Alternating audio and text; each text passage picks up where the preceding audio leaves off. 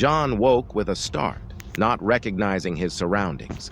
The last thing he remembered was falling asleep at home after a long day at work.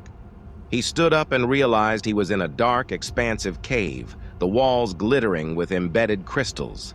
Taking a step, his foot splashed in ankle-deep water. "Hello?" he called, but his voice echoed emptily.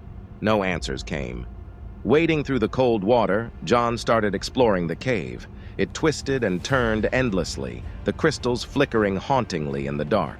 After what seemed like hours, John spotted a dim glow up ahead. Emerging into a large chamber, he gasped. Millions of the crystals lined the walls and ceiling, casting an eerie radiance across a still, ink-black lake that filled the center of the cave. But it was what floated upon that lake that made John's blood run cold. Enormous pods, at least 20 feet tall, resembling misshapen jellyfish or orchids, gently pulsed in the glow.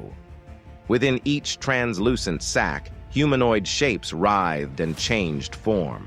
In that moment, one pod began to split open with a wet, ripping sound. A gleaming, naked figure emerged, unfolding impossibly jointed limbs. Its too pale, hairless body was scrawled with indecipherable patterns. As glowing eyes found John and smiled too wide, razor teeth flashed in the dimness. A sibilant voice carried across the water, "Join us!" John bolted, splashing frantically through the knee-deep water toward the closest passageway.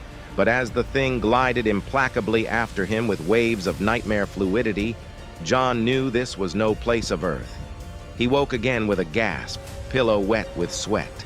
Had it all been a dream, or was something far worse beginning?